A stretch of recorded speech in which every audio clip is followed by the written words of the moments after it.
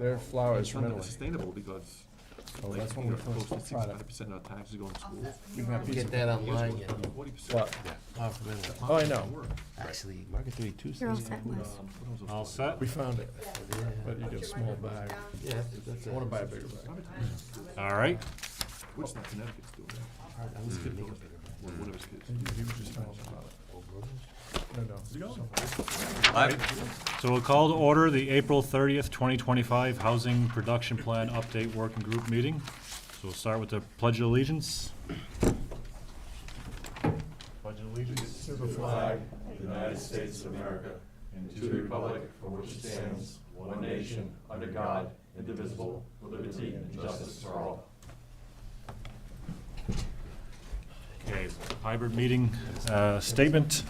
Pursuant to Governor Healy's March 28th, 2025 order extending the temporary provisions pertaining to the open meeting law until June 30th, 2027, this meeting of the Housing Production Plan Update Working Group is in hybrid format and being recorded.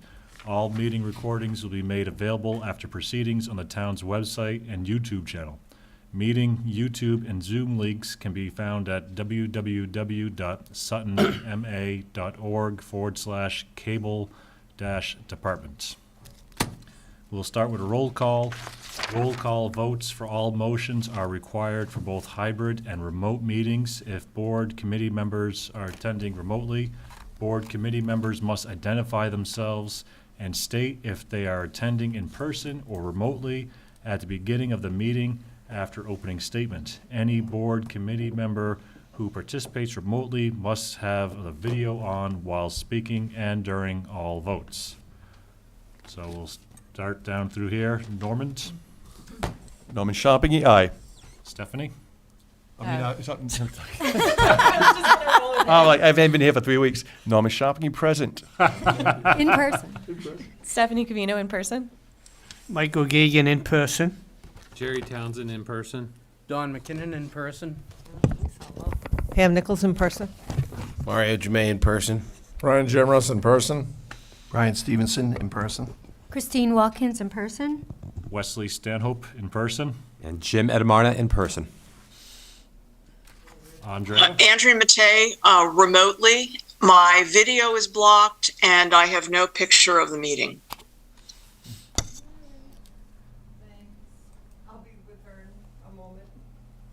okay. Says you cannot start your video because the We're working host on has it. stopped it. Pam's working on the Yeah. tech.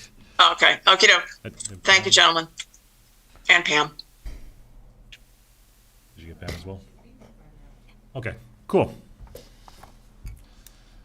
All right, so public forum. Hi.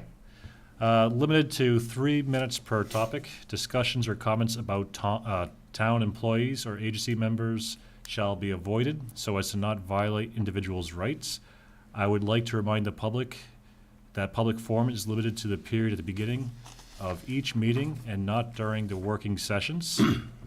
So I see we have somebody here. How you doing? Did you want to speak in advance in the public forum, or? Yeah. You have to come up to the mic. Yeah. Yeah, and just let us, Yeah.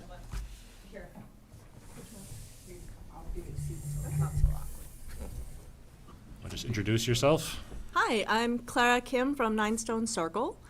This is the first housing planning production meeting that I've been to, so it's hard to make comments because I haven't listened a lot to what you guys have to say. My understanding is, sorry, I gotta catch my breath. No problem. My understanding is there's a discussion about the MBTA multifamily overlay or zoning, as well as the affordable housing plans. And so my understanding is that the MBTA piece will have to go to the state to sort of like look at the wording. And so I hear that it's being discussed around Market 32 area right now, that commercial area. But when I saw that map, the first thing I thought was, this doesn't feel like a genuine effort to provide multifamily housing because it's already pretty built up over there. So I was wondering if there's a thought about a different space besides that space. And even if it feels like it's not addressing the affordable housing piece, feels like there could just be more opportunities for both affordable housing as well as the multifamily MBTA communities piece. So those are my thoughts, having not been to one of the working meetings entirely, but that's what I understand has been discussed. I felt like it'd be important to come in and listen and weigh in, though it has to be in the beginning of the meeting, weighing in on my thoughts. Yeah, sure, thank you. And part of it is the MBTA aspect limits affordable housing to Yes, maximum. in that section, yes. Well, in the Yeah, law. it's in the law. Right, but I'm saying in the area in which it is a multifamily zone. Overlay. No, you're confusing the two things. There's the multifamily piece, and there's Yes. affordable. Yes. The MBTA law limits affordability at 10%. Of the section that is multifamily zoned, correct? So the MBTA law MBTA piece. itself. So when Yes. you zone for MBTA, you Yes. have a maximum of up to 10% that could be allowed for affordability, I hear you, and the rest of it's market rate. I hear you. But what we're also looking at for the majority of this is how to actually work with the town for affordable housing as well. But I'm saying it's sort of like if you say, this parcel can be multifamily, and it's limited to 10% of affordable housing, but you say, well, but we're going to pick this zone that can't really be built up that much. It's sort of like you're saying, we don't really care about this multifamily home, and then here we've got this affordable housing section over here. But I'm like, why can't this piece be an area that could be built up, as well as that second affordable housing piece that could also be built up as, whatever percentage affordable housing it is. So that's my, So the MBTA restricts the affordable housing so that you can't have as much affordable housing in it. There Within are that area, there right? are other sections of this plan that we're looking at that does have, like, say, the 4DR, 4DS smart zoning, and that does not have those same restrictions, but still has multifamily housing allowed with also economic benefits of, say, could be shops and restaurants, stuff like that mixed into it, and could be in the same zone or same location of it, and would still have multifamily, but with higher percentage of affordable housing.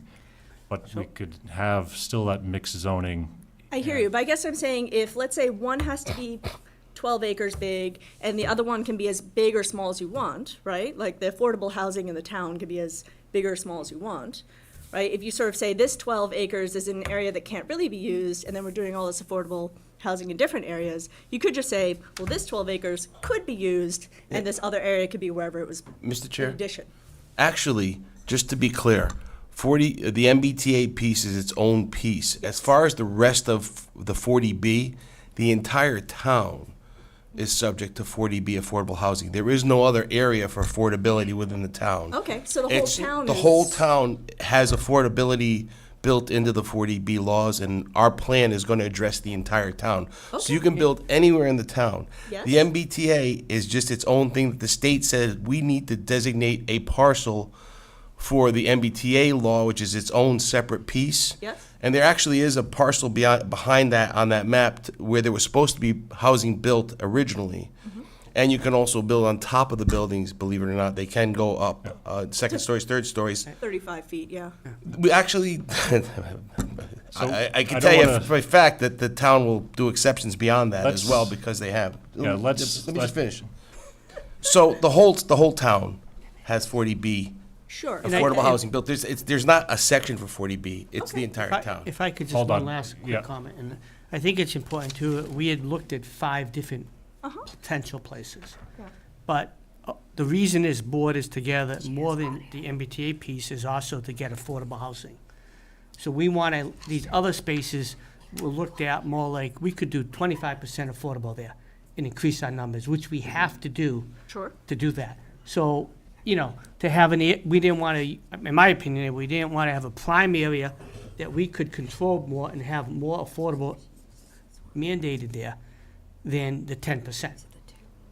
You know what I mean? So the other 4 parcels that weren't chosen could still be open for affordable housing at a 25%, 20%, 15, 20%. Well, it sounds like the whole town could be Yes. 25%. No, hold on. Yeah. Yeah, we're confusing a bunch of laws and Yeah, a and bunch of that's- things together in a very short period right now, which is conflicting with stuff. We should be careful of Yeah, public we gotta forum. be careful if I about may, this. I We think I should can pause this. address the question with this and keep it somewhat Yeah. clear. There's a lot of different avenues that this group is working toward. Sure. MBTA is only one small parcel Yes. that we are required by state law to try to meet. Yes. The biggest concern of this working group is affordable housing. And how can we address that to create more of that in our area? There are a few different avenues, and if you can go back and watch the previous meetings Presentation. on YouTube, or even just listening in on what we're going through this evening, and you'll see that there is like 40R, which then goes into 40S. There's a lot of different avenues that we are addressing and will be recommending to the town to address that, so that we do create affordable housing for our residents here. And I would recommend watching the presentation that was given down at the community center, the senior center, which goes through a lot of the recommendations that we've been working on. Very quickly, I won't talk about laws. Mhm. Thank you. I just want to say thank you for coming. And thank you for saying, reading between the lines here, that affordable housing and multifamily housing are things that it sounds like you support. Those are not things that we always hear. Yes. So it's very nice that you came in and said that, because it's fuel for the fire that this process is important and that this plan is important. And I appreciate your comment about it feeling disingenuous. Whether we don't intend it on being that way, we want it to be successful, and that is really our goal, is to have something that has to be tasked at town meeting in the fall. So I'm thankful that you're here. I'm thankful that you'll hopefully be there in the fall to vote at town meeting, and to be another person, as well as everyone on this board, to educate others about why it's important for us to have both multifamily and affordable housing. So thank you. I make a comment as well, too, is, and again, thank you for coming in as well, too. So, I really suggest to review what was said, I believe it was on April 10th, and it was called to look at that presentation, because one of the challenges we're trying to do here is meet that balance. And meet that balance is that you have families here that have been here around here for 300 years, in a sense. Also, people move to Sutton for that rural characteristic. So they're really concerned that there'll be an overflow, right? Whereas it's going to be, the challenges is that we don't want to be an overflow like perhaps like other communities that just exploded, in a sense, right? So we want to have that nice balance to keep that rural community, that farming town-like town. And in a sense, my opinion is that we do have good avenues, right, to address the family housing and the type of MBTA that could be addressed, and that's the 146, alleyway, right? So that we very strategically have an opportunity to put it at the right places where it's not going to disrupt the rural characteristics of Sutton. The other avenue is which is key, is that we want to retain that people that have been here for a number of years, for all the families, is that we want to provide them, which I always call a transitional path to with the housing today to another area where, such as a community housing, like it's kind of like cottage housing, sense. So they can have a large house. The taxes become unaffordable in a sense. They can stay within Sutton with their family, right? But in a smaller unit. So it's kind of like almost like a Sutton first approach. But we have a very difficult balance, and we're meeting that. I'm very, very satisfied with what I'm seeing so far. I'm also a member of the Select Board, representing the board here from the Select Board.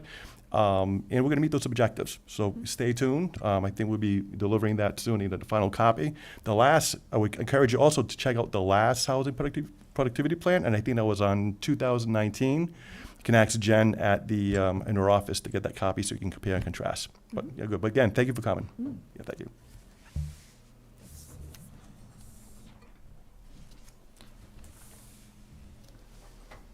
Do we actually have Jen on here? Okay, so it's like to review the MBTA. Minutes? Okay, minutes. I'm skipping ahead. All right, review the actual minutes to approve them from April 3rd. It's been a month, basically, since the last meeting. You need a motion? Yep. Motion to accept the minutes of the meeting of April 3rd? April 3rd. Second. Jim Edamara, aye. Leslie Stanhope, aye. Christine Watkins, aye. Brian Stevenson, aye. Brian Gemros, aye. Mario Jamay, aye. Pam Nichols, aye. Don McKinnon, aye. Jerry Townsend, aye. Michael Gagan, aye. Stephanie Cavino, aye. Now I can say it. Norma Shopping, aye. And Dan came in. Dan Spangler, aye. Mary Matei, aye. Okay.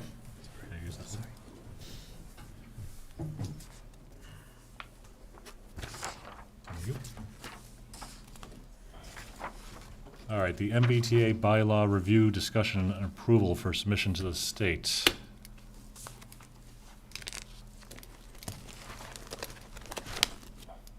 So let's see. Has everybody taken a review of the bylaw that Jen has sent through? And everyone should have the 4/24/25 version. Correct, I could bring it up, let's see.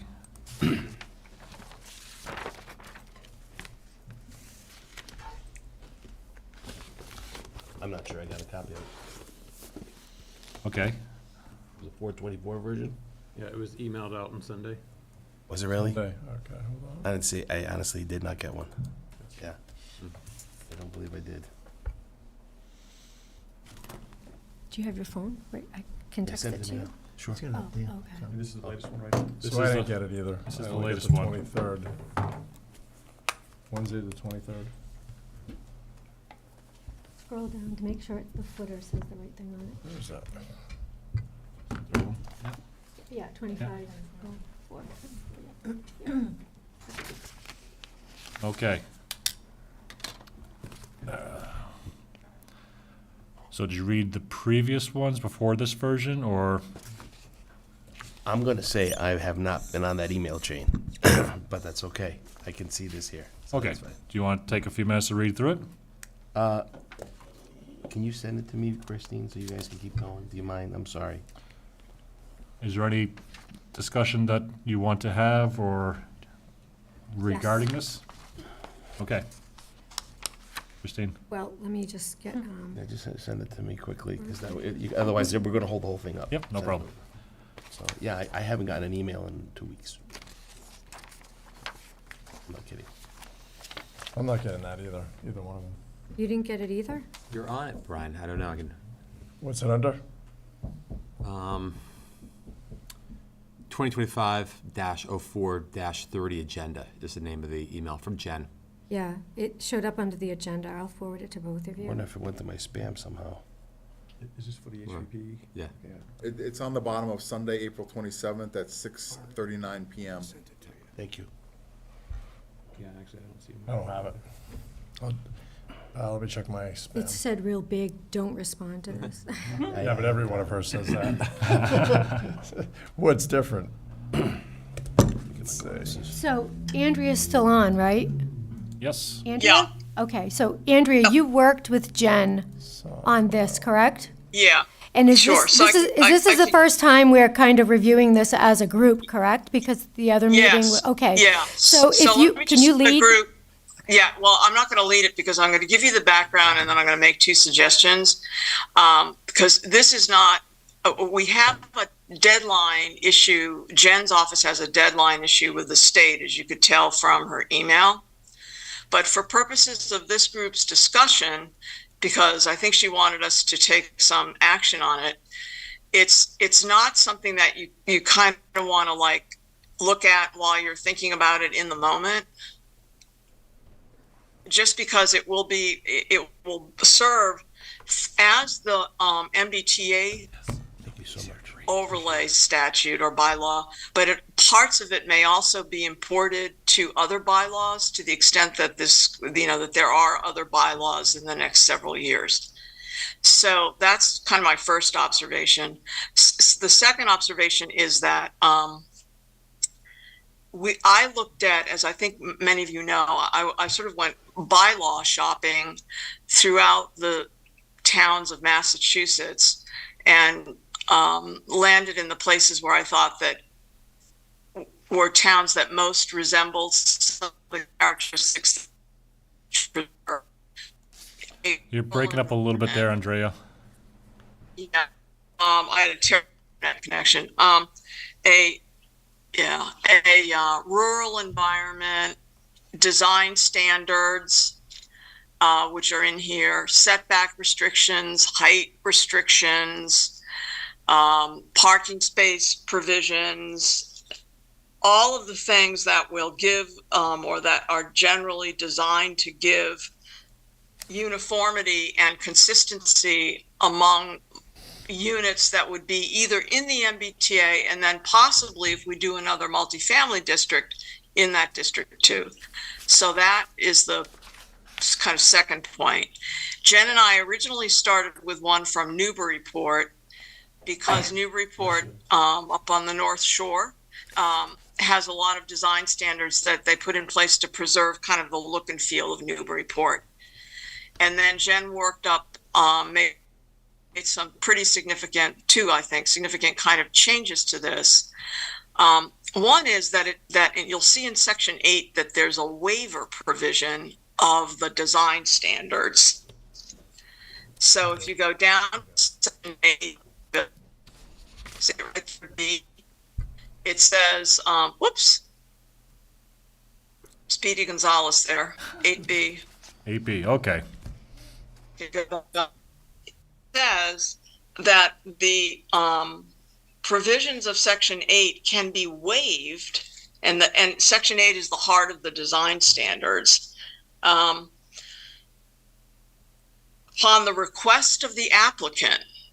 All right, so the request of the applicant coming before the permit granting authority, and we really should say what portion of our...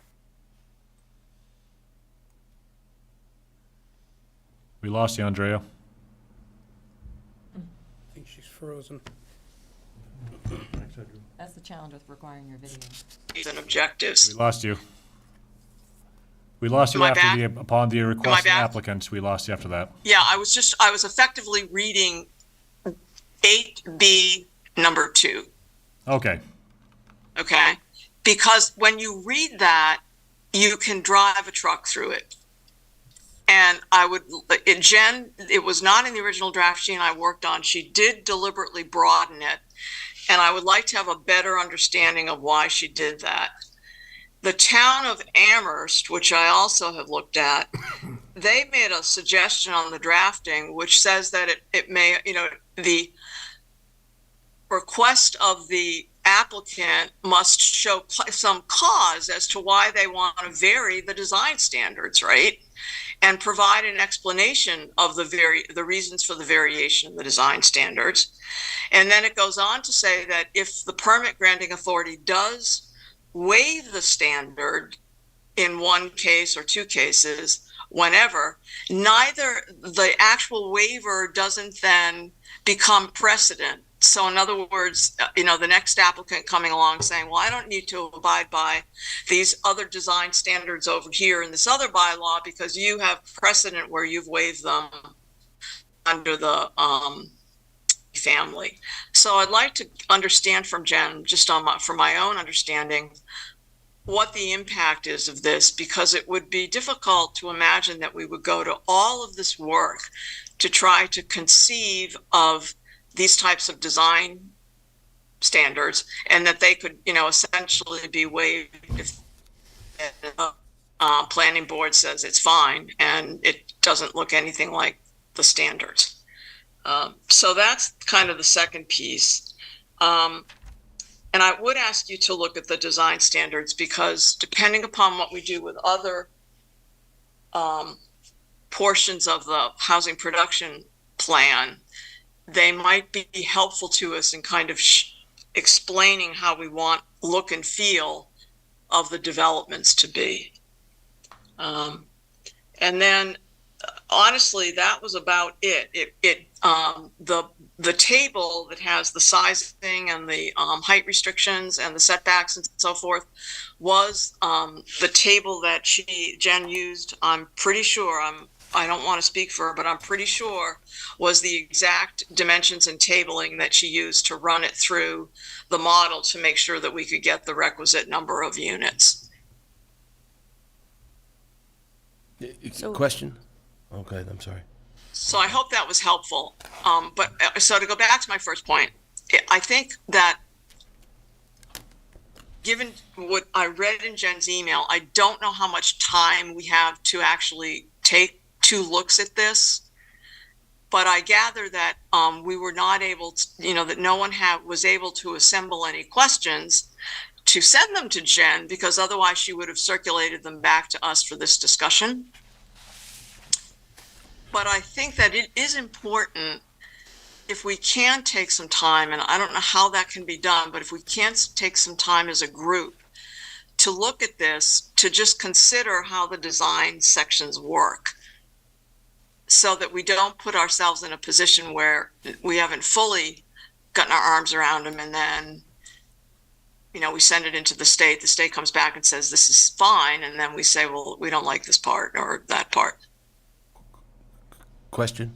Go ahead. So, Andrea, are you suggesting that it should say planning board in that section 8 as the I think we permitting should group? be very clear, Jim, who is this permitting agency that can waive the requirements, right? The permit granting authority, right? The planning board determines whether you get a building permit or not, and they approve the plans, right? It's an interesting point she's making, actually, about that, because there are several boards that have to go through this. No, And Right. no? actually, you can only have site review for an MBTA. There's no special permitting that can be They allowed. can't go to conservation or any other. Only conservation. They can go to Concom. I think they have to go through So- conservation. But Andrea, Christine. right in the definitions, it says permit granting authority on page 2, and it says the planning board shall be the permit granting authority Oh, there under you the go. Then that MFOD. solves it. Yeah, Yep. that solves it. Yeah. That's done. So is this okay? And that solves that. So- Was the planning If I can, I don't know if you're speaking, if I Sorry. can jump in, sorry. Go ahead. So typically, when you see Yeah, that, is- Stephanie. when you see that of may waive the requirements in the interest of design flexibility and overall project quality. So you might consider changing that language to be more clear, but I think the intent of that is you have to meet the intent of the design standards. So maybe it requires, I don't remember specifically, but maybe it requires certain buffers of, a 15-foot setback or something. But in this particular case, there's ledge there, and you need to move your stormwater detention basin over 5 feet than you intended, and so you need to move the building slightly closer to the edge of the lot line than you would have intended, right? That meets your overall project goal and intent, trying to meet the setbacks of whatever it is, but because of specific site conditions, you're allowing the building to be moved over more, or slightly smaller, or slightly larger. So I think the design flexibility is incredibly important with this kind of project, and typically we ask that communities have that flexibility when you adopt things like open space protection plans or smart zoning or things like that, because you want the intent to be there more so than the very specific standards, because they are very specific standards. So I hope that helps. And also Stephanie's point, because the language says it applies to section 8 only. And section 8 is not the setbacks or any of the other, or the density or the height that you mentioned, only the design. And the word intent is absent from the waiver provision. It says they may waive it, so the planning board can waive it in the requirements of this section in the interest of design flexibility and overall Interest project of. quality, so it's a subjective standard. But I think Right, but everything I- at ZBA is also pretty subjective, and people get waivers for things all the time, so it doesn't scare me necessarily. As someone who's on the planning board Okay, and then deals with ask the these. question, help me out. Oh, Andrea, hold on right a minute. Mike was speaking. Go ahead. Oh, I mean, Sorry, Mike. we have waivers similar to this all the time. Yeah. And I think the board takes great care as a whole group of 5 or 6 people. And when we do a waiver, looking at all aspects of it, are we setting a precedent that will come back to haunt us with future developments coming? But like she had said that, if there's some slight little variation that still meets, and again, the key word there is upon a finding of consistency with the overall purpose and objectives of what we were trying to get to, some waivers are worthwhile to keep the project going, where it would eliminate some developers say, I can't do it then, and, there's just always built in any design we're looking at some flexibility. I mean, Is there a wording, that, like Andrea, is there a wording that would be better here that we could agree upon, that we would recommend to Jen to make the modification that we can move forward with? I think it's just what Mike said, is that if the waiver is done, the waiver is not precedent that binds that constrains or binds the planning board when they review future developments. In other words, just because you did it once doesn't mean you can never, you always have to do it if it's requested. So could you offer something that said with appropriate, backup, basically, in a fancy way? Which waiver when granted, you might want to put a message to Jen about putting it in a way that it's not necessarily setting precedent for all future. And I think the wording does it, but she's Just make it far clear. more the expert on that. So if this opening sentence was a bit clearer on that intent. On that piece, that the intent is not to set a new precedents that could be readily used by others, because we've actually turned down some things like this because we can't set that precedent that will be used. If we give it to this one, the next one's gonna want the same thing, and it could create, But I think there could be wording to. I only get concerned that we go down the rabbit hole of trying to become too fine with something that we can never become fine enough with, and we have to trust on the board that they're going to do their job on some level. That's the only thing. And I would say, I mean, the board, and I've learned a lot from the members, that some members have been on it 20-plus years. So they have great historical knowledge, and many times they call into question that. If we do this, what are we gonna do? What could it lead to, So, I mean, We could do this all like for years and nitpick every fine thing. At some point, Right. Andrea, at some point, every project is going to have its own unique characteristics, and the board has to look at them individually. That's why each project has to go through individually.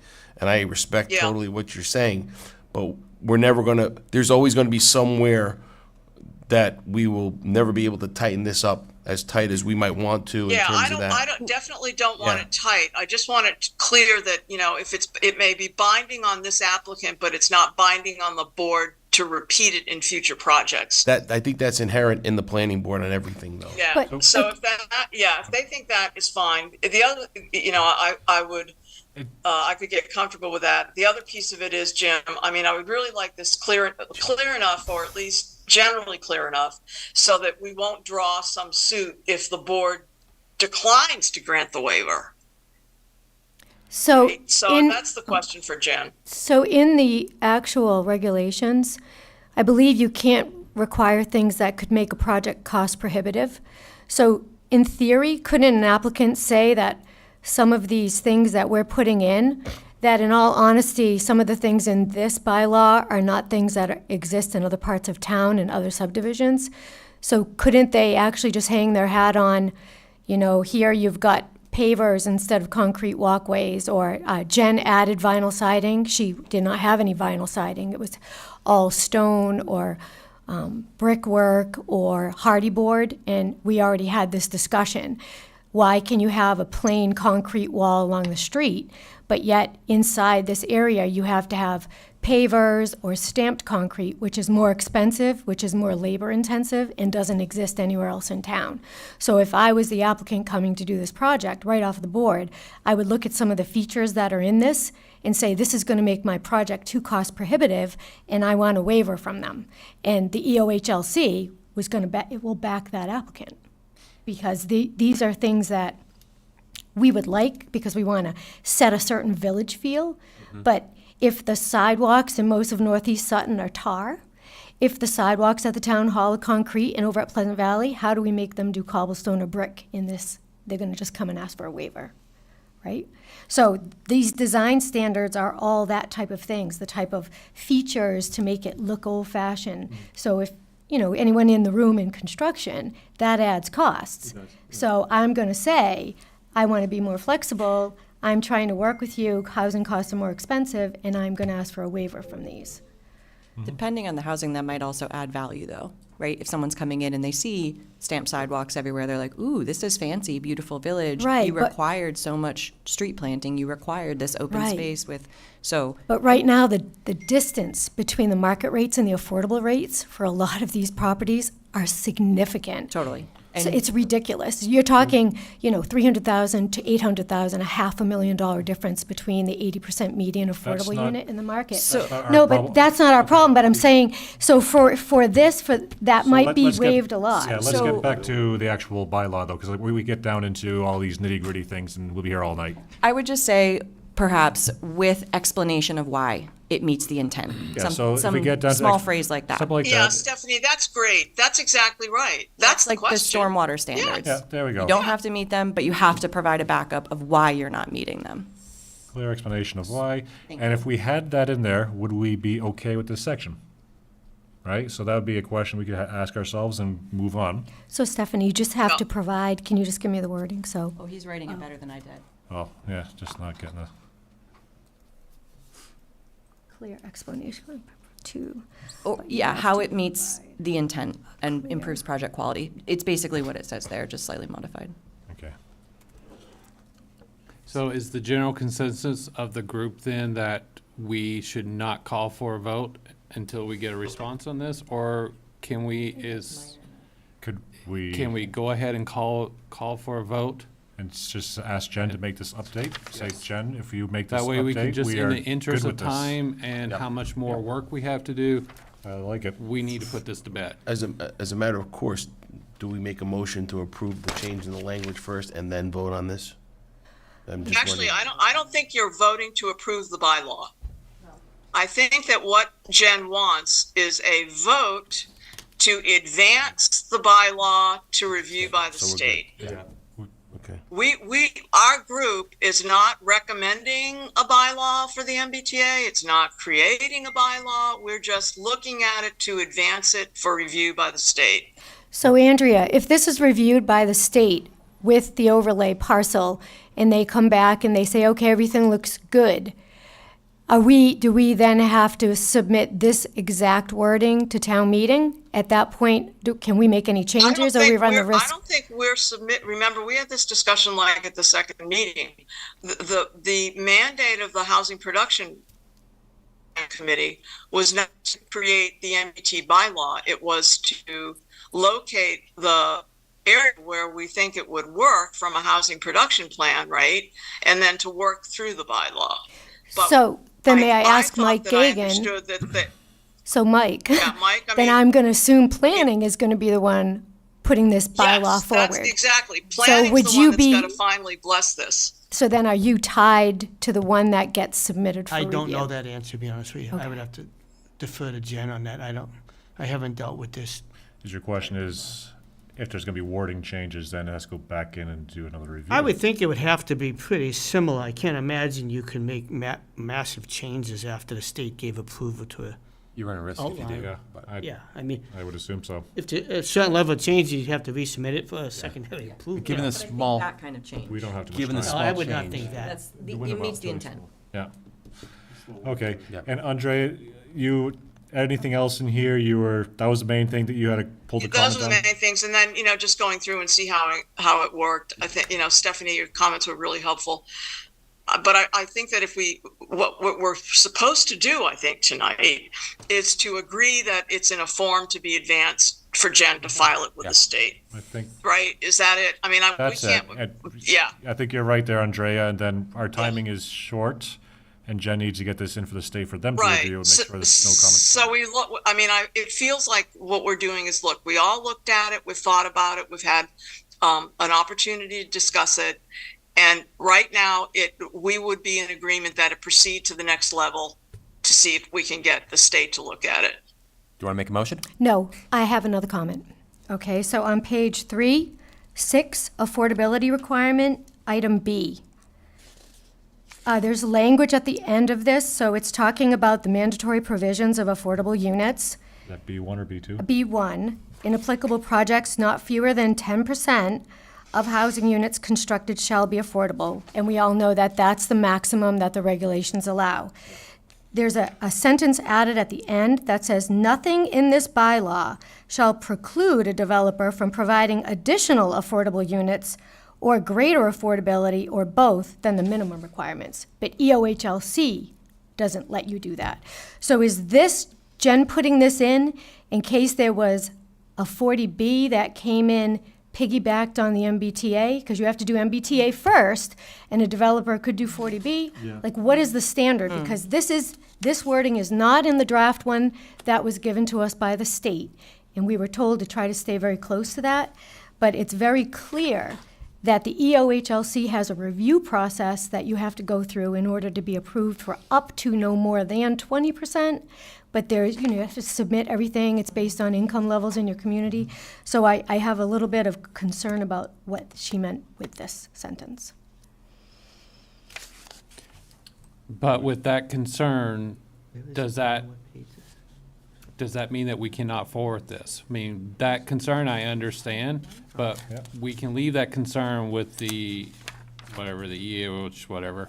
Housing. Too many acronyms today. Can we just leave it for them to decide if that wording is okay or not? So I would Yeah, or like you to. could, or Jerry, the motion could say, we have,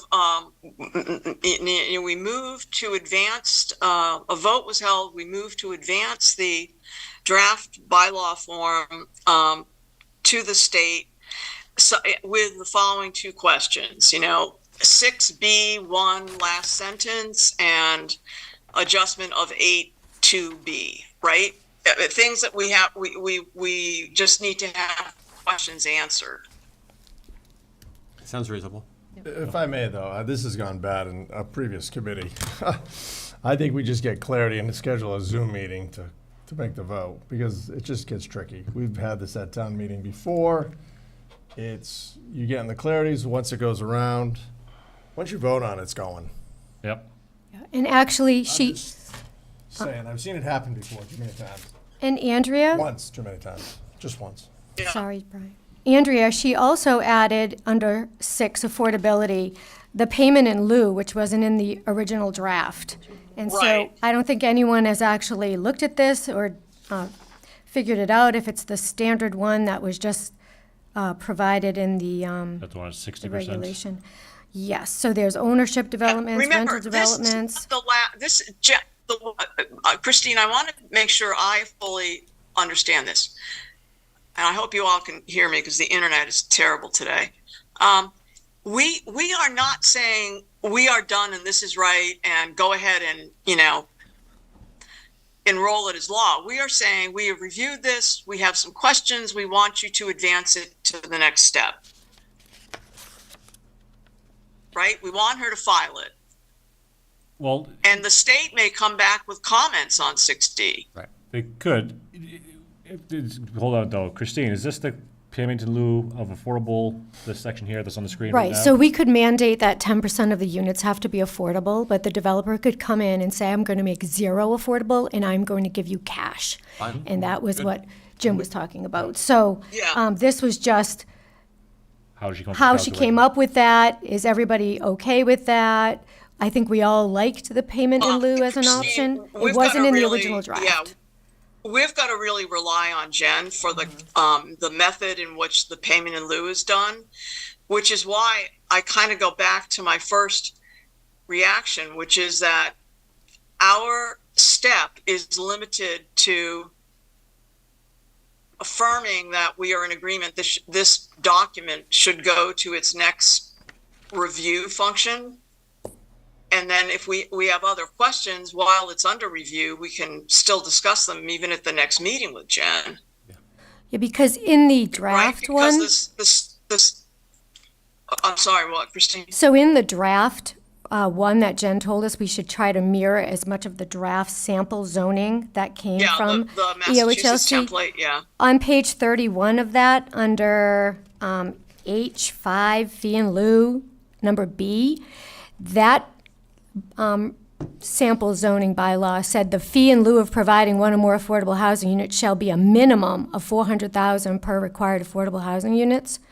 not provided within the development. This fee may be adjusted upward by a majority vote of the executive body of the municipality. And I had asked Jen previously about this, and she was supposed to reach out to the state to find out why that number's there, if that is a number that they're recommending.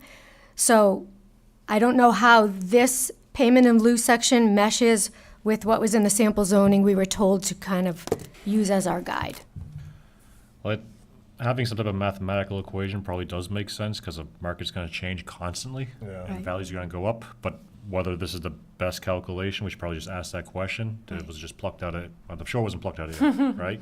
But where did it get plucked out of? We Right. just And how does it vet it mesh out. with why this is in the sample bylaw? Well, someone probably just picked an arbitrary number in a sample, but we could I would prefer to have a mathematical equation based on the currency of what's being exchanged. Right, but in this situation, the rental unit's only giving us 118,000. So, I mean, if there's a minimum of 4, we pick up more if Yeah, it's supposed to be a 4. let's- So I just Yeah. I would want to understand why this was in the sample one, Maybe and I like, agree with you with the when formula. When's Jen back?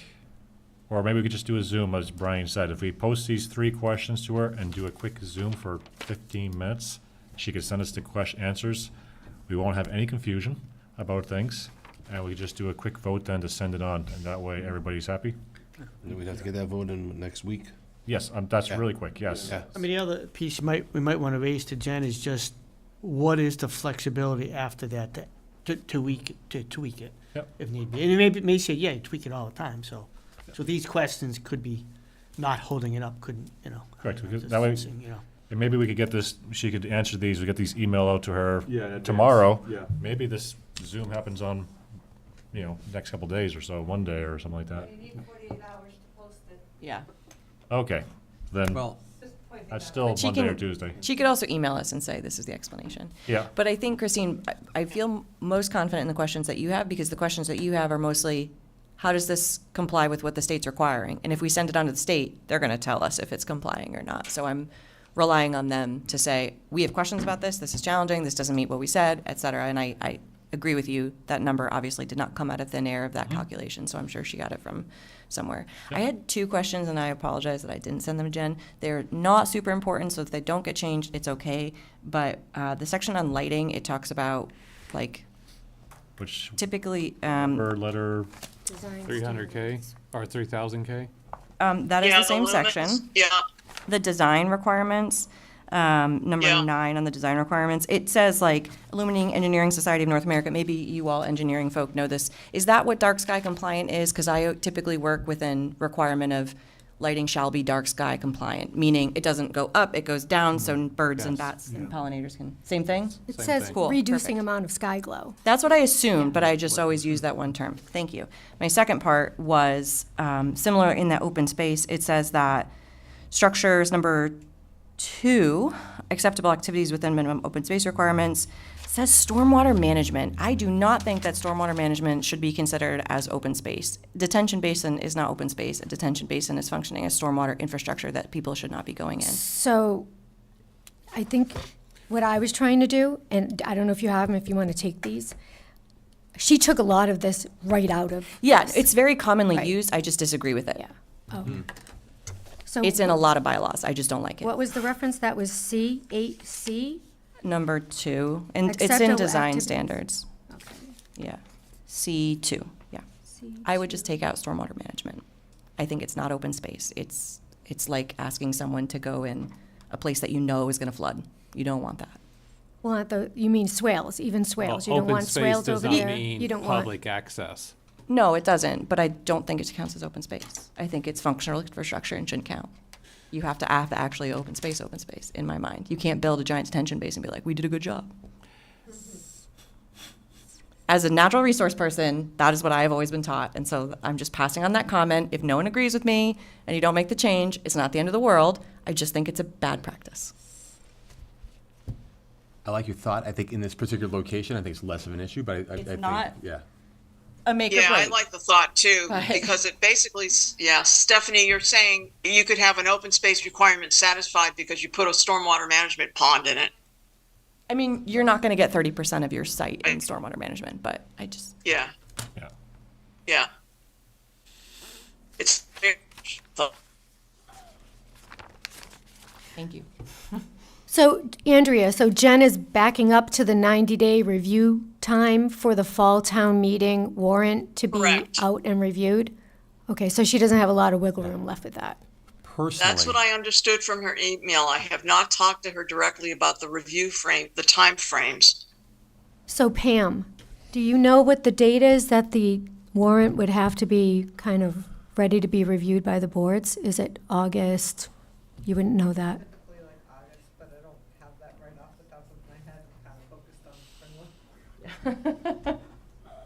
So may I suggest that we move on to the next topic? We've already spent 40 minutes on this one topic. We have quite a bit to go through. Yep. And But this we- is a very important topic. So- Yes, but we've got a lot of other very important topics also, and it sounds like we're pretty much all in consensus here that we need to first get some responses from Jen, and that within the next week that we will hold a Zoom meeting to do a vote to move this forward. Yes, and we could do that really quick. So if we get the stuff off to Jen tomorrow in the email, then we could even like Monday evening or something like that if she's available. You need a Monday, 48 yeah. hour. That's 48 hours though. It has to be work days. It's not Well, 48. Thursday, Yeah, but Friday, Thursday, Monday, Friday. but that's fine. So we Even if could, we have to do it Tuesday. huh? Even if we have to do it We Tuesday have to do instead it of Monday. Tuesday, yeah. Let's not go past Tuesday. Look at the calendar.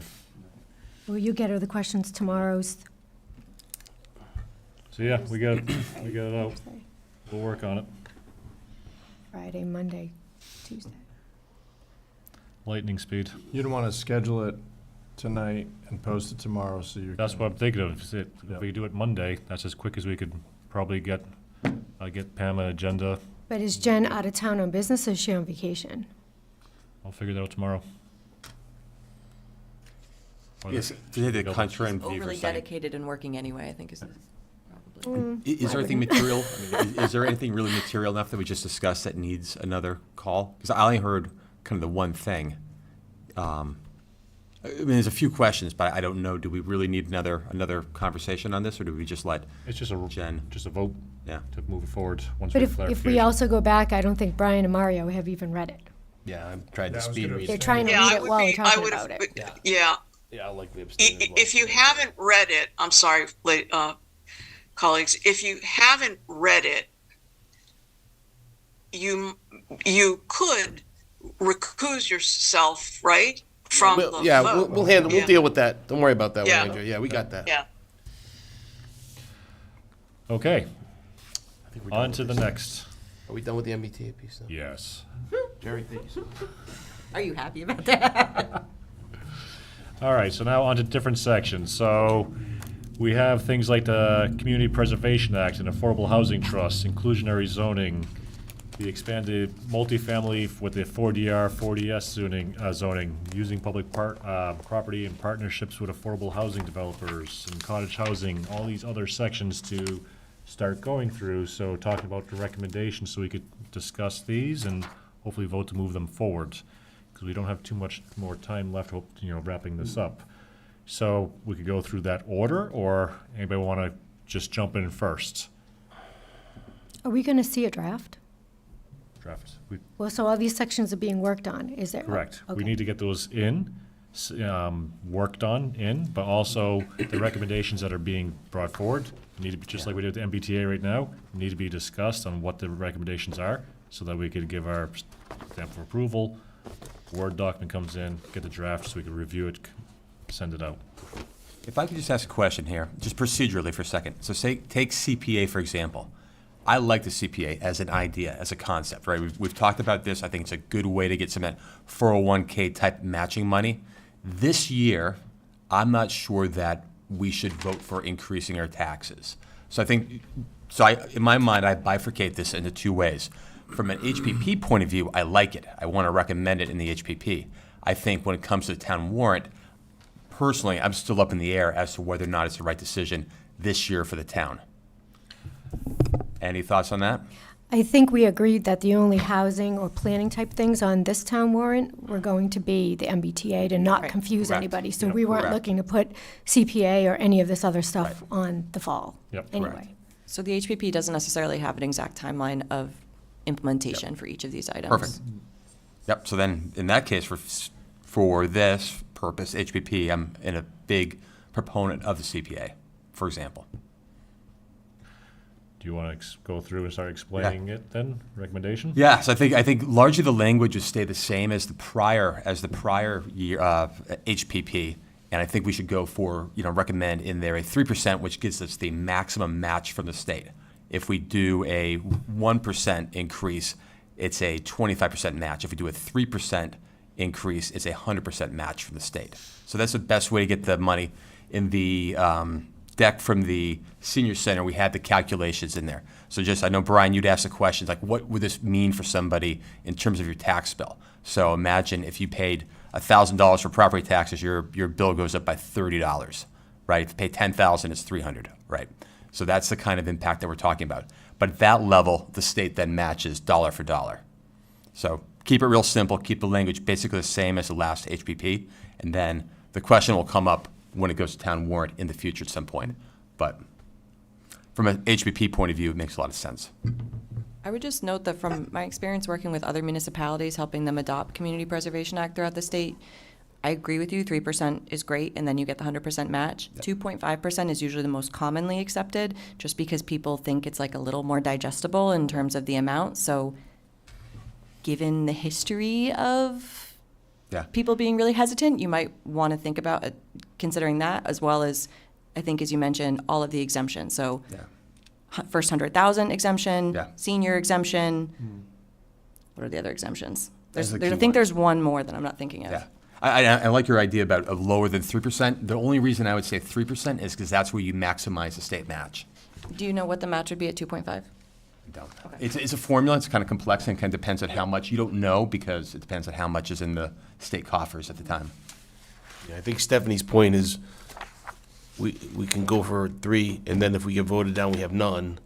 But is 2.5% even going to be the number at some point? I mean, I understand exactly what you're saying, and I also understand that it's not a huge impact. It's a horrible economic time potentially to be pushing a larger number, so we have to be cognizant of that at this point. It'd be a next year or later thing anyways. Pam, you had a question? Did you compare that to what was presented the last time it was voted down? I'm just curious. I know it I was. do not. Okay. I'd just be curious. Do you remember when that was voted down? Because I tried to find it and I was having trouble finding it. Definitely been since I've been here, so sometime in the last 18 years. Yeah, so, yeah, that's what I remember too. Okay. I want to think Narrowed it it was down. later in the early 2000s, but It was either I spring or looked it up. fall. It was about 20 years ago. 20 years ago, yeah, 2006, probably around the time of the 300th anniversary, maybe. When it was Right, new. 204. But I think from an school HPP point of building. It was new. view, from an HPP point of view, we say we want it, and then when it comes to town warrant at the right point in time, then it's the math about how much. I would also suggest, and I think a lot of these recommendations need the modification that we cannot say who's implementing this. Oh, it's the planning board and the staff, period, done. You cannot put all of these different things on them. There were so many recommendations in the first plan, and a lot of them are fantastic recommendations, but it's basically an impossible Herculean task to ask that same group of people to do everything. And so saying something, whether it makes a difference or not, but if you want to adopt CPA and you're really serious about it, you need to get a coalition. You need to work with the State Community Preservation Act Trust. You need to get a contingent of voters who are supportive. I worked on the one in Worcester, and we voted it. They denied it the first time. We tried the second time, and we got it through. But there was a huge campaign with 15 different organizations working a lot of time to put out information and to educate people around it. And that was the only way that it was successful. And it still failed the first time. I like it. It's just with everything else in town, fire, police, Totally. school, et cetera, But just saying that, it's not just planning board and staff. You know, it's necessary to also say, in order to adopt this, we need to have a, community, like, ground up kind of approach to a group of people that are really committed and work with other organizations. So Mass Audubon, for instance, would be happy to help you do this. My organization would be happy to help you do this, but you have to get these other groups together and work as a coalition and a partnership in order to do it. It won't happen in a vacuum because no one has the time to do all of this on their own. If I could just jump in real quick, what Stephanie was saying too, I think we gotta have to remember that this is kind of a two-part process. We're working on a production plan that can have every possibility in there, and it's just a plan. Individually, when certain pieces of it wanna get ahead and get a bylaw for it, that's when the coalition begins to work on that piece. You know, that's part two. That is not happening this year. It will happen next year, you know, when we actually say that we're ready for this piece of it.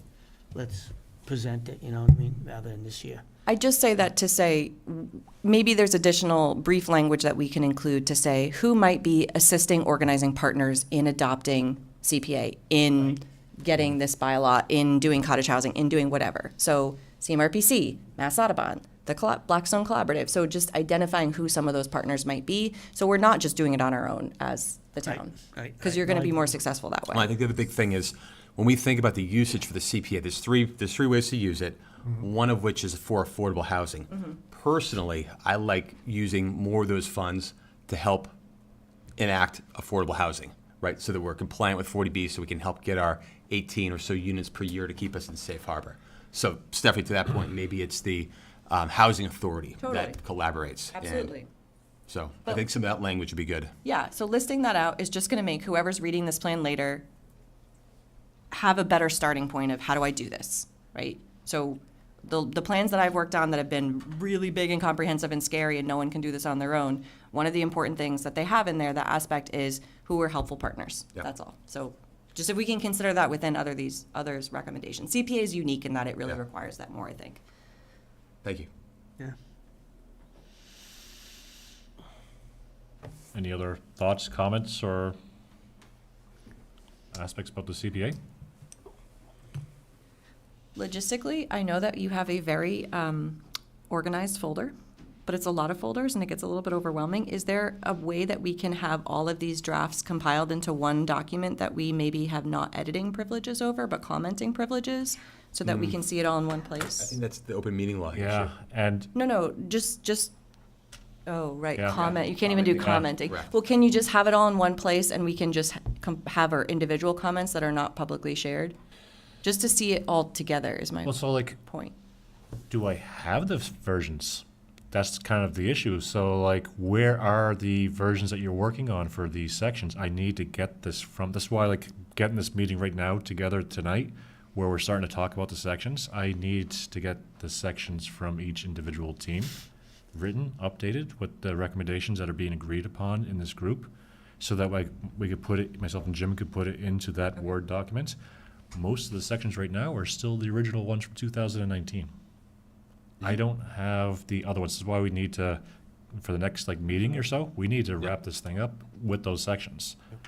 So if we're in agreement with what Jim was talking about with this CPA, you know, would he be good to wrap it up and start to put together that draft so that you could review it?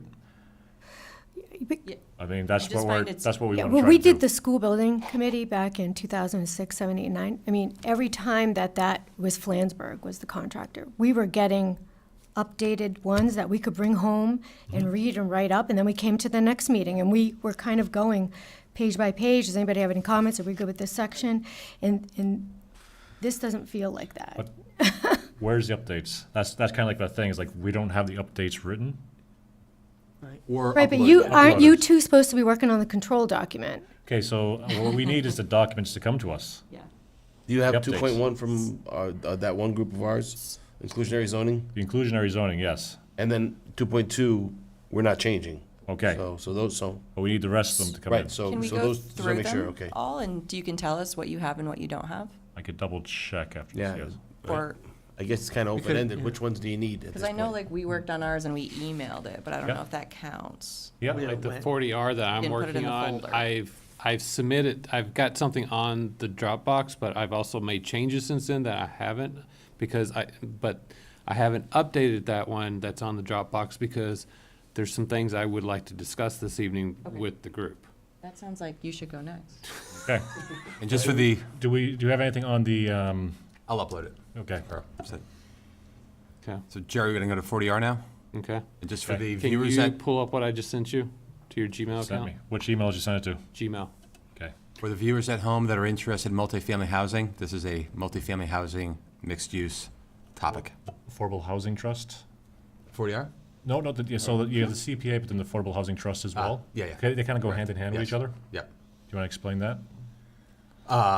That's money that can be used to help take in lieu of funds, so in this whole language about having in lieu of funds, so if a developer is going to do something, we just looked at that language for the MBTA area, in lieu of funds, can come in, or other contributions can come into that affordable housing trust, and then we as a town can use those to help subsidize development. We could possibly do some town-owned or town-paid units. The whole idea of taking existing built units and converting them into subsidized housing inventory units could be funded out of that, so that language will go in.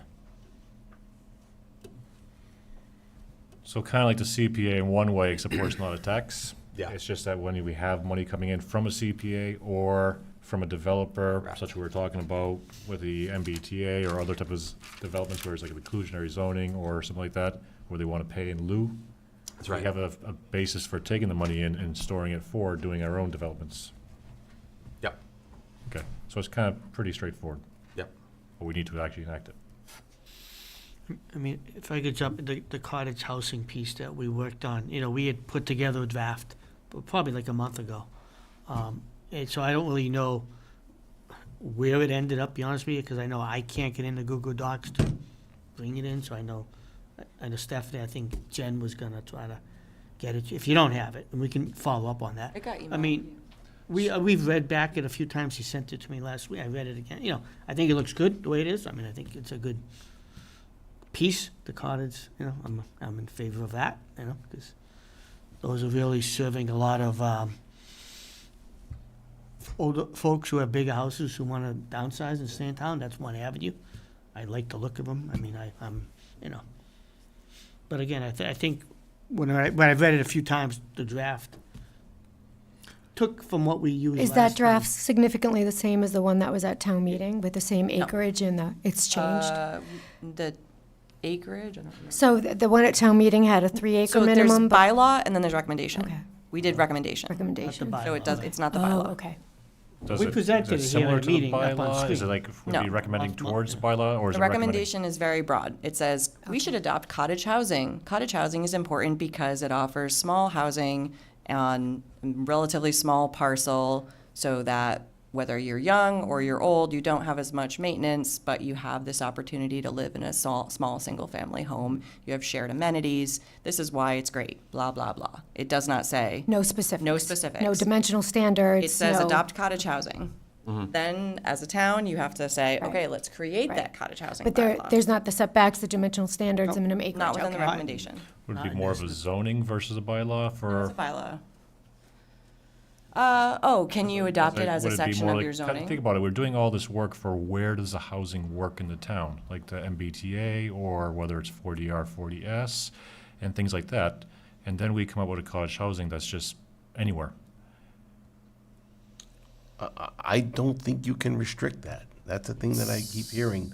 I'm not sure why you would want to or try to restrict cottage housing to a location. It's like open space bylaw But it's design. kind of like it's zoning, it's a zoning for a type of a density versus anything, right? It's So like village district or it's a R1 or density. R2 or business or industrial, right? pick what kind of housing or something. Pick one, instead of doing a standard subdivision, you could take that same parcel and do cottage housing. But It's the this is where same- this is where at town meeting, I'm sorry, I don't mean to interrupt you, I apologize.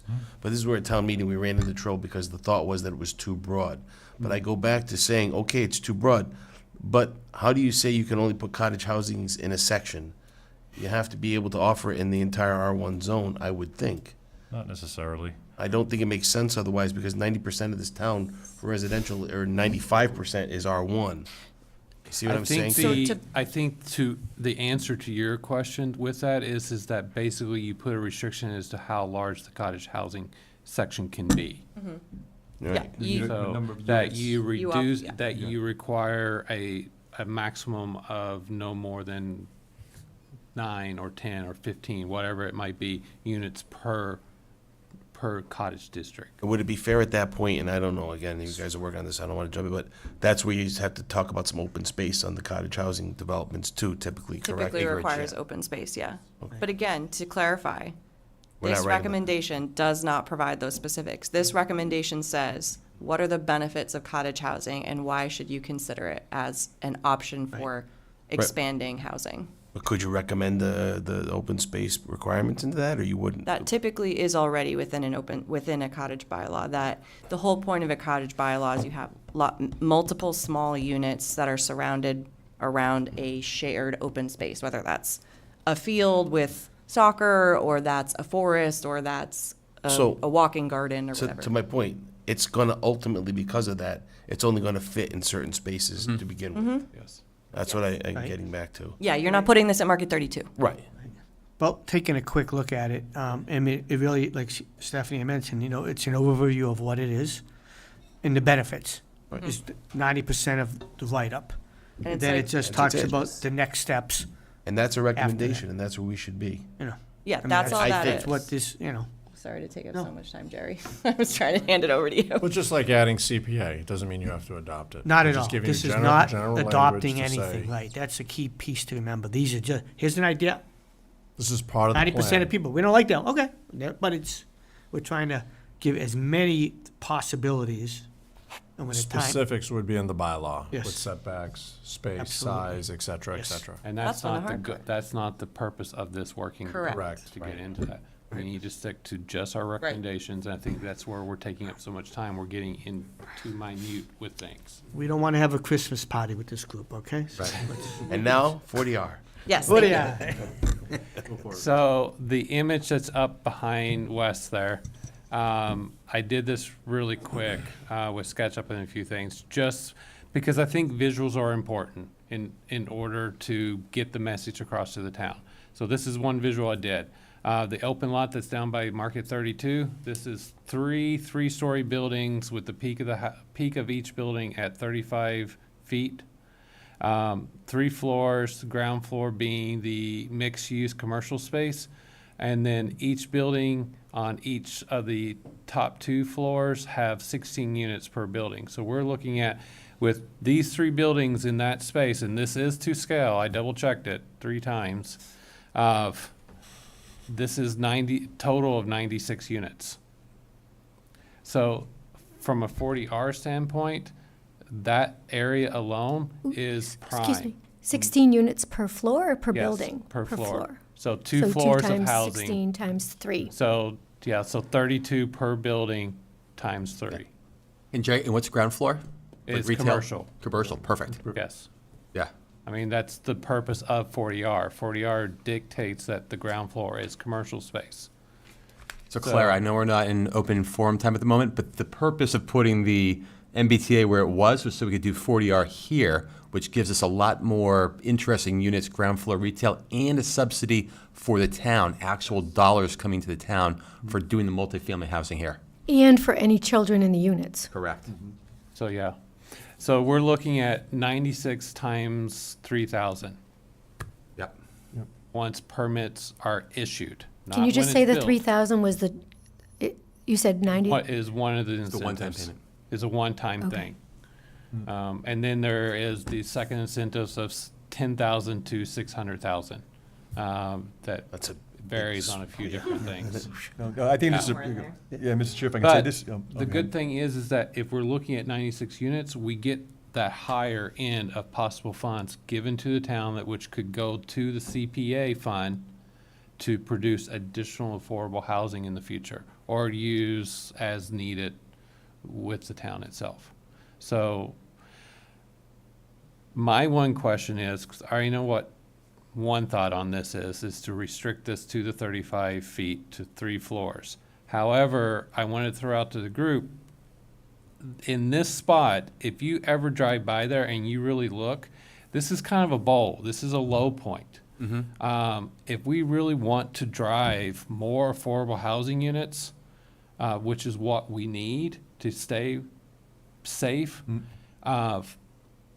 I personally would recommend that we try to go to 4 or possibly 5 floors. The height with that area would not be noticeable because of the location. I agree. Yep. And this fits the means of, again, it goes back to the aesthetics to the town, if it's a Yes. perfect location. I think what is that area would like to see the first floor into businesses, sense, and the rest up is all apartment living, is it's not an eyesore, whereas it gets disruptive to the town. It will it's really be a perfect. little bit harder to sell this to certain residents of the town because they don't want to see those taller buildings. However, I think from a visual standpoint, as long as we have graphics like this, and I can produce, given a little bit of time, I can produce another graphic, say like from Boston Road or from 146, not quite as of a Google Earth shot like this, but I could do some box modeling basically of what it would look like from the roads. Hey, and Jerry, question for you.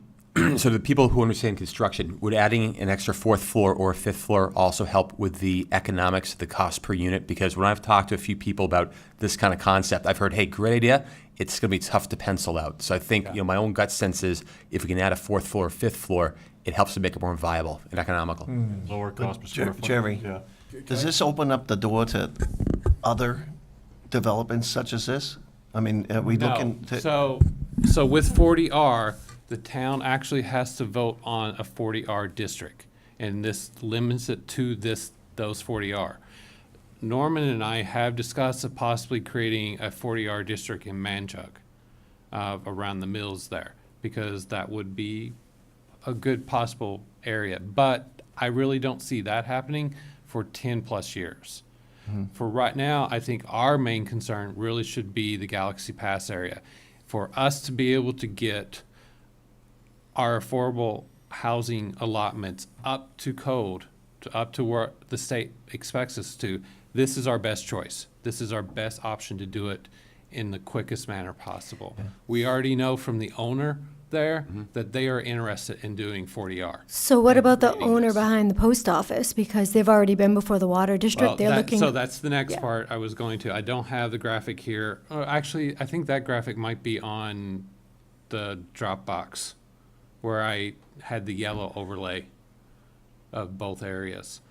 I originally have a map that's showing both sides of 146 here, that not only is this zoned as 40R, but also that area, including the post office and the land behind it, the parcels behind it, is also 40R. However, with that, because that is more up on a hill, I would suggest that we keep it no more than 35 feet So as far as height. again, is this part of our recommendation, or are we looking at something different here where we're getting more specific? No, this is just recommendations. I think we need to be a little bit more detailed with this recommendation, only because personally, I think this is our best avenue to push and get affordable housing here in Sutton. I would say on the Galaxy Pass, I mean, I don't think 4 stories is a problem. If you start to get to a 5th story, I think you're gonna have a problem. And I think there are some issues. There used to be some issues with the Fannie Mae and Freddie Mac and financing those over 4 stories. I'm not sure if it still exists as much anymore. So I don't know that you'd want to go too high on that. It becomes a bigger issue.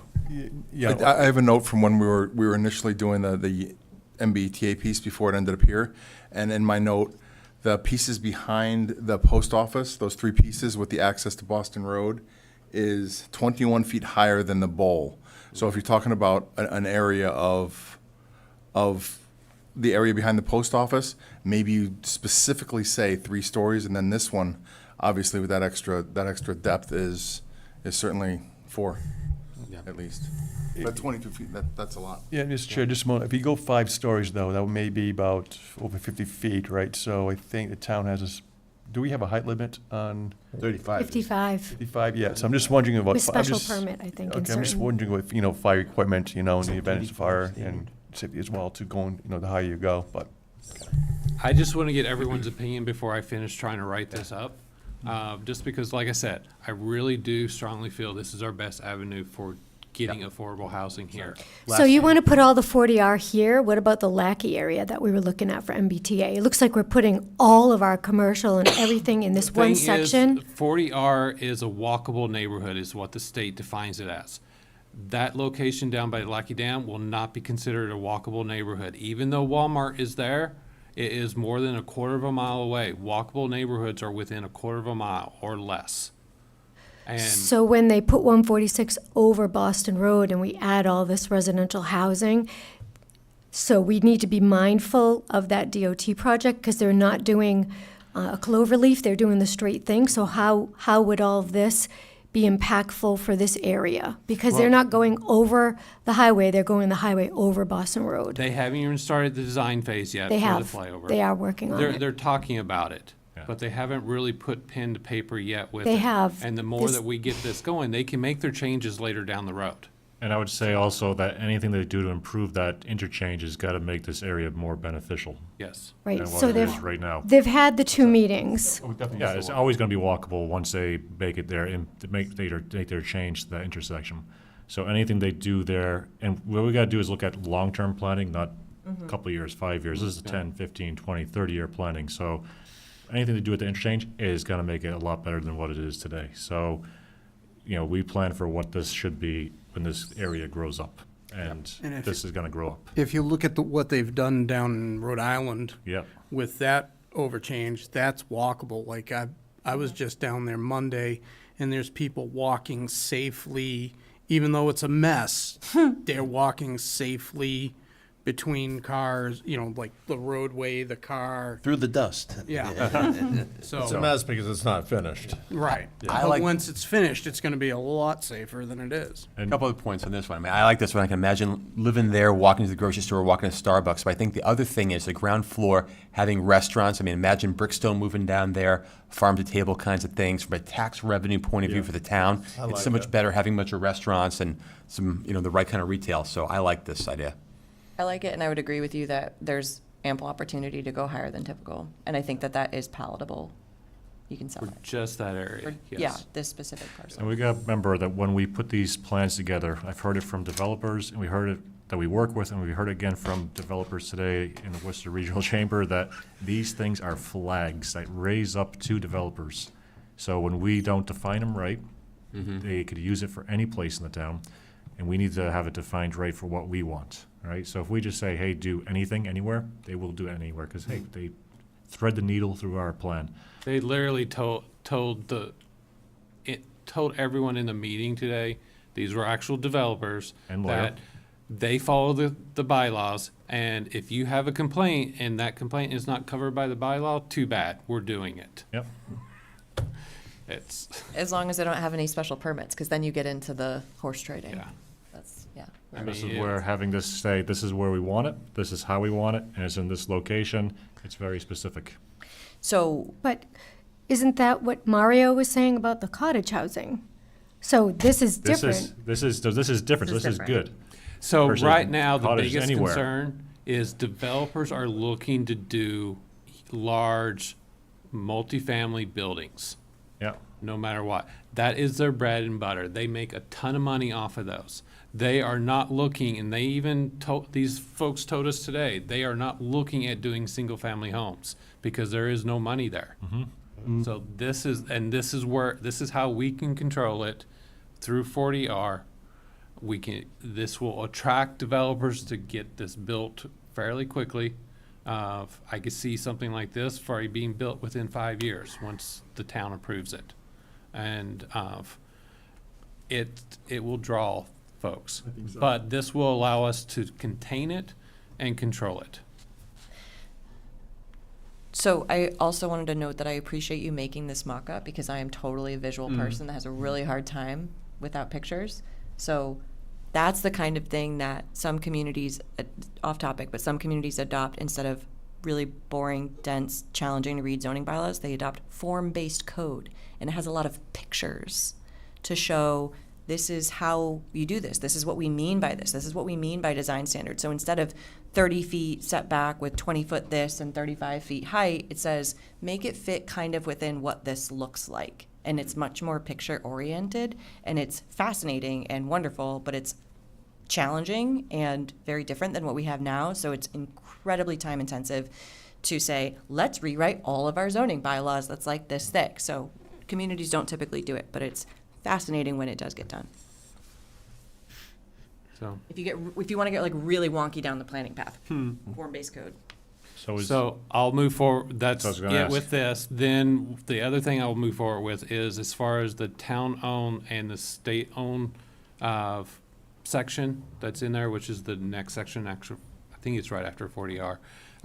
That hasn't changed much. I've started writing some stuff and I haven't uploaded that yet. But, The only thing is with it, I don't think there'll much come out of that because after speaking with various individuals, there is a lot of what is town-owned land currently is not billable. There is either old dump, current dump, it's just the land. Landlocked. Yeah. There are state-owned possibilities, and that's why we'll just do a small section on that, about town and state-owned, but we won't go into much details with that. We'll keep it very basic, very simple, because we have no clue where the state will go with their February act of a home for everyone, which is how this will be.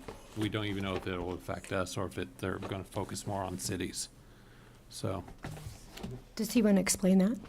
Yeah. A home for everyone, February, was that February this year? Is this a new thing? It's the February of this year, that the state put out a document. If you look, you can look online on the state website, A Home for Everyone, and it'll pull up a document. It's about 96 pages, I think, the last I can remember.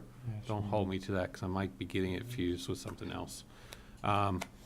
And it basically just goes through, there's section 4 of it that really talks about developing state-owned viable land into affordable housing. So, and that's it for me. What's the next section? Okay. Thank you, Jerry. Jerry, I do like this. This is great. I was just up in Salem, New Hampshire, Tuscan Village. Those are not affordable. The smallest price on that condo is 600 to 700,000. But it's an incredible outdoor space, so they could scale that down a little bit. But there's so much you can do with this. This is great.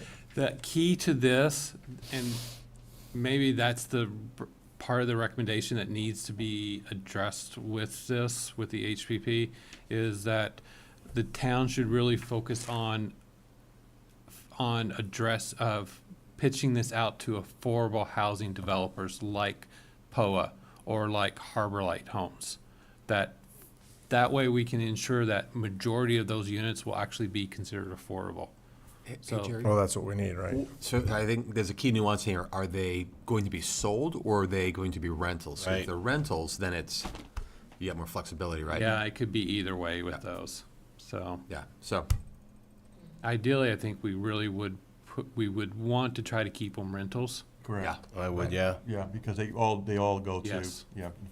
And the likes of POA, which is Preservation of Affordable Housing, they do have a lot of their properties, they actually build or renovate to maintain indefinitely. Yeah. And they have POA C, which is POA Communities, actually, that's their arm of their company that actually maintain, but there's other companies like Win that do the same, very similar, and maintain indefinitely. Can you include that within the recommendation to say, yeah? Yeah. Great job, thanks. All right, and Next. I would just ask too, is like, can you all email me the most up-to-date after this discussion so that I could include, and I can email it all out to you as well to review for the next meeting? How about inclusionary zoning? We talked about it, I thought already. Are we all good with that from the last time? Yeah, I think we're stuck with what we have there, right? Okay, Last Yeah. update's like 3 weeks ago, I think. good. Yeah, yeah.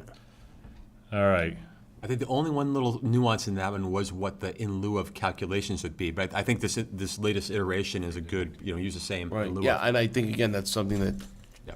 the town's gonna have to figure out after the fact, right? Right. So, okay. I think, and the creation of a housing trust as well. Right. So, That's simple. Our state already has that all set up. It's a state trust already, so that's just adopting it, I believe. Awesome. We say that. What's that? We say that. Oh, it's so easy. Well, no, the trust is not a created trust. It's a Massachusetts general trust that's already set, so we don't have to create a trust document. The trust is already established, so all the rules and regulations of that trust are already established through MGLs. Right, So we don't have to go pay a lawyer to create Yeah, a yeah, trust, is what I'm saying. That way, it's easy. Just a question on that, right? So if the state matches it, right, is it just? As a CPA. As a CPA, does it, when the state matches though, is that interest bearing or is this a flat contribution and it remains static? Generally speaking, it's a flat contribution, but it's a complicated formula based on how much we put in and how much money the state has at that point in time. So it's tough to say, if we put in X dollars, we'll get Y. it varies.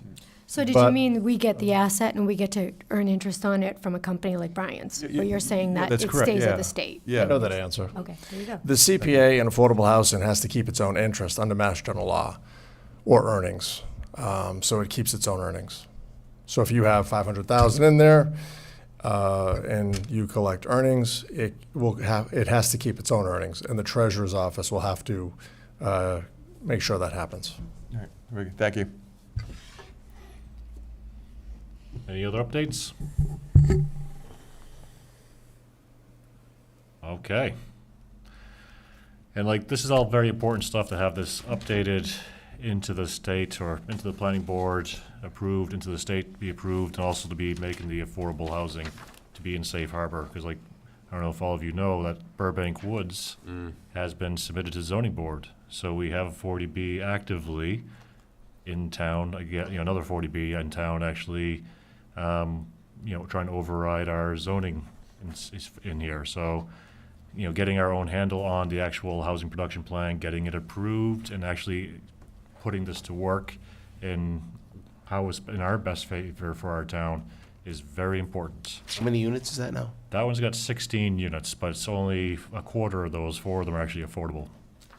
So, but if we look at that and how, if we were to use that type of a model across the town, we have to measure that in square miles or how much that would consume versus for the type of plan that we're putting together for tackling the, housing and affordability. Right. So it's a 25%, 25% affordable there. Yes. But now again, I'll ask that question later. So Never basically, mind. it's cutting down 20 acres of forest. No, I to understand. do What it. I'm thinking about is that because we don't have the production plan completed. And we're not in safe harbor And we're with not in with safe harbor. affordable housing within the year right now. But let's say if we were to have the housing production plan approved by the state, and then if we had the 40R, 40S underway and permit, if we were to have something like this actually underway, we'd be in safe harbor, and we wouldn't have to give this, or we No, wouldn't no, have I to understand rework. that. That's not my question. Okay. I'm sorry. Right. Yeah, Okay. best I finish. Okay. Because the conversation you and I had, are we getting credit for those towards safe harbor if they build those? No. No. No. Because we're in the plan. We're in the planning. We need to have this plan approved. That's the concern I have. Right, but the thing that became clear at the senior center too is that we need 18 affordable units to come online per year. So the question was asked to Jen at that meeting. If they're rental units, we know that rental units, 100% of them account to affordability. So does that mean if the developer built 18 units and 25 are actually going to be deed restricted, but all 18, because they're all rental, would go towards the SHI? Or do we need to have every year 18 deed restricted units, which is a big nut to crack annually? Got to be 18 deed restricted. Well, she was going to check, because if they're giving you credit, if you have to bring on the affordable at the same time you're bringing the market, I she was asked going to, a question. This is to, actually to a client of mine that does all their nonprofit affordable housing. They asked their question to their lawyer that deals with this and deals with this with all the, through all the law, basically dealing with all their affordable housing units, and they own tens of thousands of units across the country, but a lot of them here in Massachusetts. So I asked the question, we need 18 deed-restricted units per year for safe harbor. To keep it simple, what if it was an apartment complex with 36 units, half affordable, half market rate?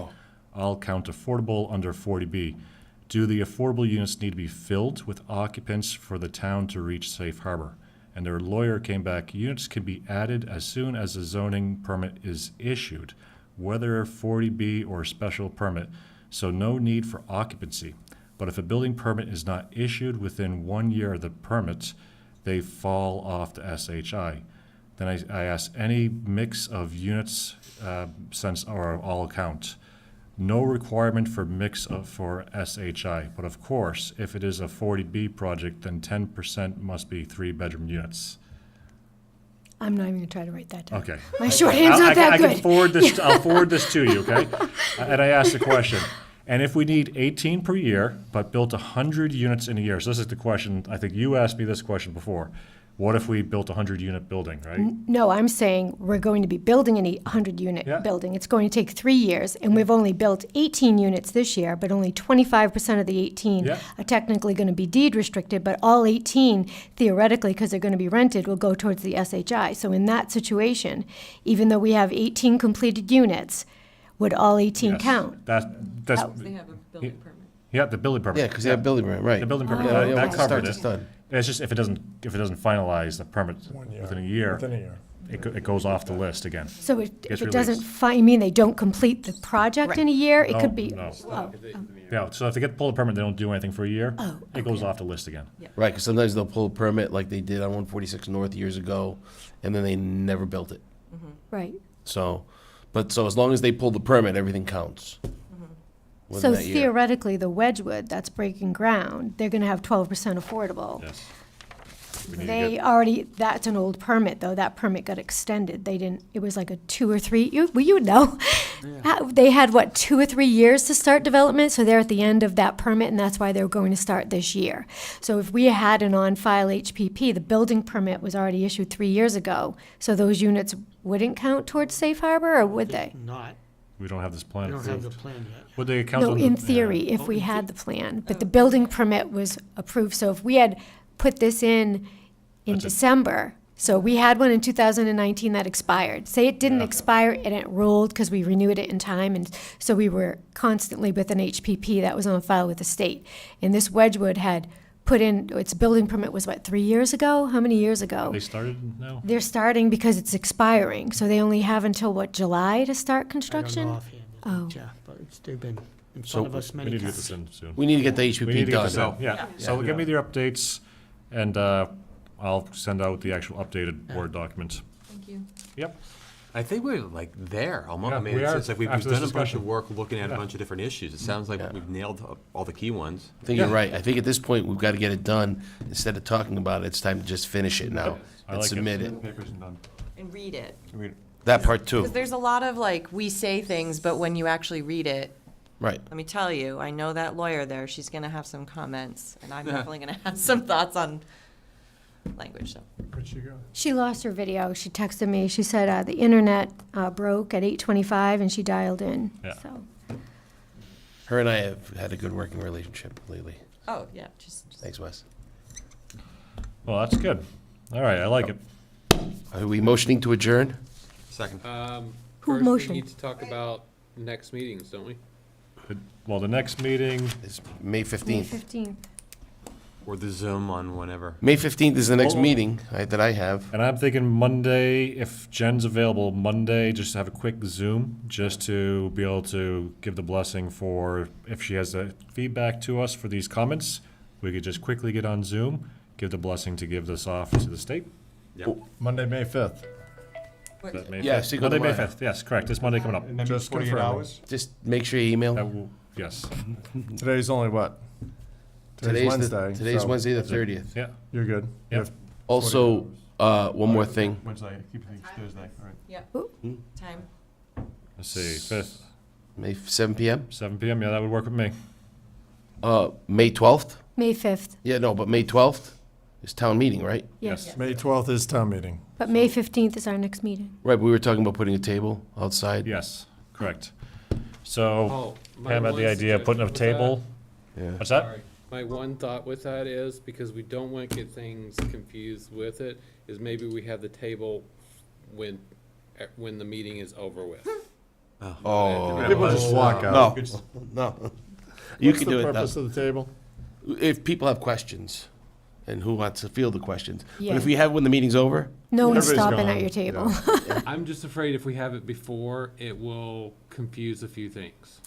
With the warrant stand? yeah, but we There's don't nothing have. on the A sign that warrant. says, talk to us about fall town meeting. Yeah, it's about fall Kind of because, thing. yeah. As Just- long as we're clear, I just, Yeah, but there's nothing on the article. Yeah, we have no articles on the warrant. No for this. articles that would confuse it that I'm aware of.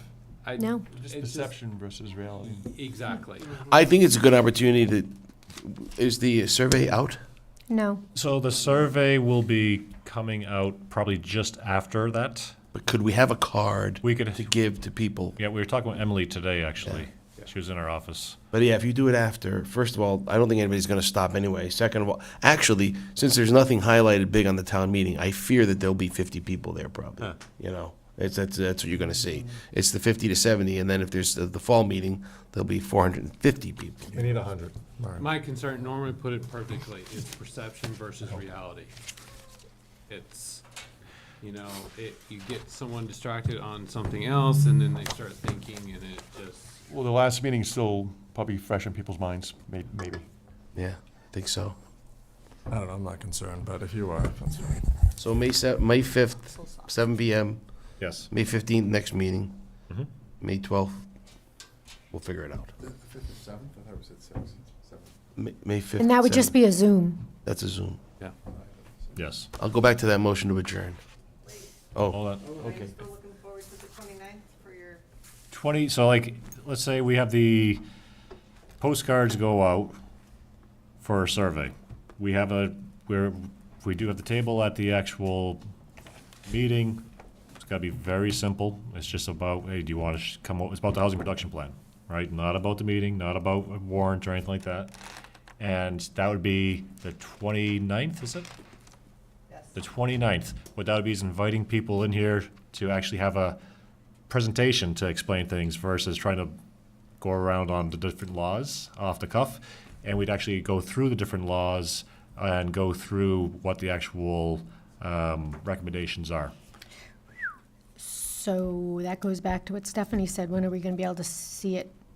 On the 15th, then we'll be. send it to Yeah, him? send all the updated versions so we can send it out. I still don't have the CMRCP updates from Jen yet over as well. I've been asking for that for a while. Right, think so I- she and I were looking at them, and one of the issues,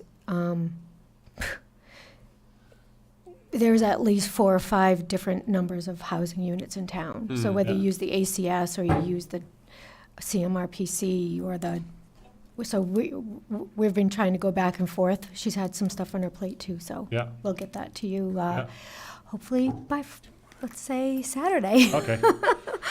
Yep, I'll be in the soccer field for 3 games. So our goal is to get this done by the 15th of May at this point, or at least have you, So everything to use. if I get those, I can send them out to you. You come back with any comments. We could do the final updates, take a review of it. Right. Yeah. Can you do it now? Do you need anything else? Anybody? I'm not trying to rush us out of here, but Go for it. motion to adjourn. Second.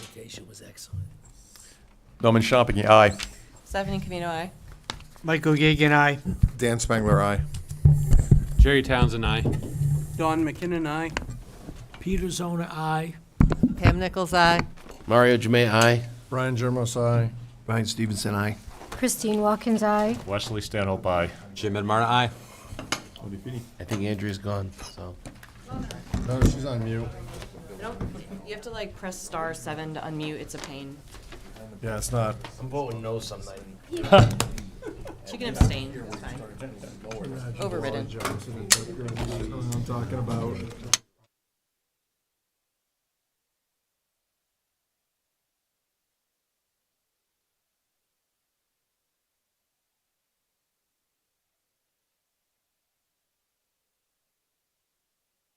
The first is Depot Street Bridge closure.